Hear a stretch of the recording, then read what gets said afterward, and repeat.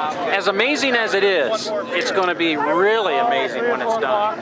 Okay, now we're live, so go ahead and talk, because I'd like the viewers to see what they're looking at, and I'm not familiar, so I'll let you have the narrative. Well, we're going to start out by going down the front straight here. We'll actually be on the hot pit lane. This is how a racer would enter the track.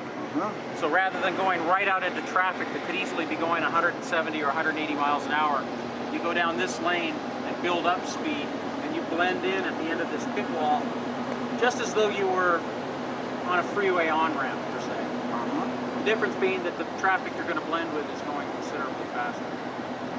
So the big super bikes... I appreciate the slow speed right now. The big super bikes that we race are capable of probably hitting upwards of 175, maybe even 180 miles an hour by the end of this straightaway. I think with a national caliber rider, the speed might even be a little bit higher. It's a pretty long straight. How long is this track? The track itself is 2.5 miles. Yeah. How many curves are in it? 16. And what are the changes in elevation? It has, from the bottom to the top is 100 feet. During the course of a lap, there's almost 400 feet of elevation changes. You'll see as we go around, it's like a roller coaster ride. So here's where you would start to, a rider on a motorcycle would look back down the front straight, make sure it was clear, and then blend into traffic as we head up towards turn 1. They have paved a bus stop curve here that you can see ahead that the cars use to slow them down before they get to turn 1. Motorcycles don't use that. And there'll be connecting roads so they can actually divide the track into 2 segments and run 2 different racing schools at the same time. Now, do you feel these jersey barriers provide enough safety for the spectators? Or do they add like bales of hay? No, they're limited spectating areas. Very limited spectating areas. The spectators basically are never allowed any place where a vehicle, if it were to wreck, could ever impede upon where they're standing. So they would have to be inside of the projected arc of the vehicle. So for instance, as we come through, this is turn 1. You slightly brake, probably go through this corner at say 120, probably about 120 on a big bike. So if you were to have spectators here, they couldn't be on the outside because that's where the bike would go if something went wrong, so they would have to be on the inside.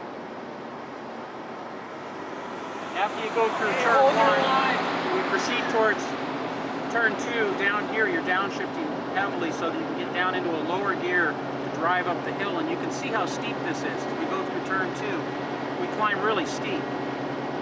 It's probably, this turn alone has about 60 of the 100 feet of elevation gain the entire track right in this turn, which leads immediately into turn 3, heading back over to the right side here, completely blind corner. You can see as you press this, you have no idea where the track's going to go, so you just have to have the knowledge of where you should point your bike so that you'll obviously not run off the inside of the track at turn 4 right here.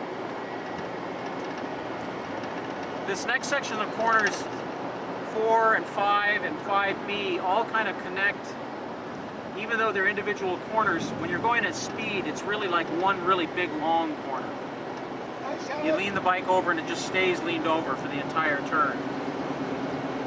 And now we're headed up the back straight. You can see that one of the things they tried to do with this track is they kept a lot of trees and the natural plant life intact, because they wanted to give it the flavor of a European-style racetrack. The old European tracks typically went through the woods.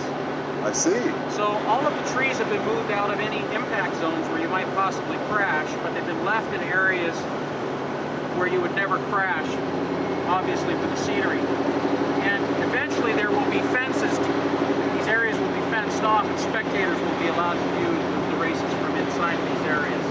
And there'll be bleachers in there and such. So it's still a work in progress. Yes, just absolutely. The bare bones of the racing. This is the very beginning of it. This is the turn 6 complex. This is what they call the carousel turn, and you'll see that the carousel goes on for what seems like forever. This is the entrance of it, and if we look directly across over there, that white cone is the exit of it. It's a really big, long, 180-degree sweeping corner. Yeah, a little bit over 180 degrees. Real fast corner.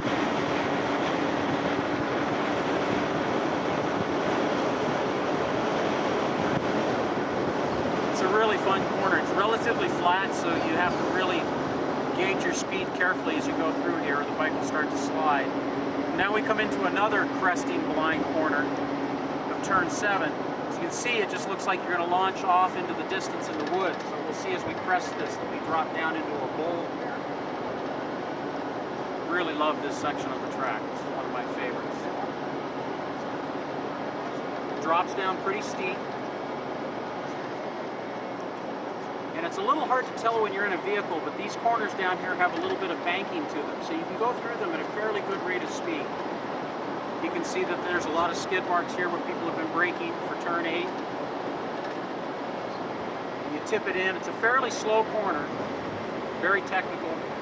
Again, out here there will be bleachers eventually where spectators can sit up on the hill and watch the racing.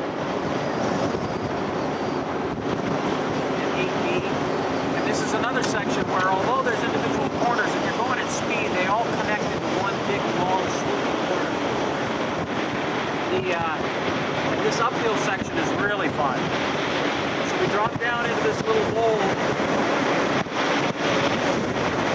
At this point, you're just maximum acceleration. You're shifting gears, accelerating as hard as you can.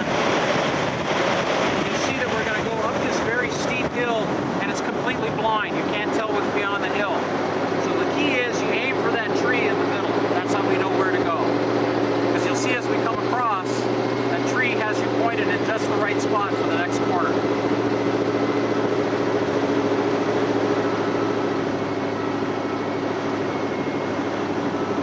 This slight kink here, you'll actually run through here pretty fast. And then we get into one of the heavier braking zones of the track. Not the heaviest, but it's pretty heavy because this next corner coming up is extremely sharp.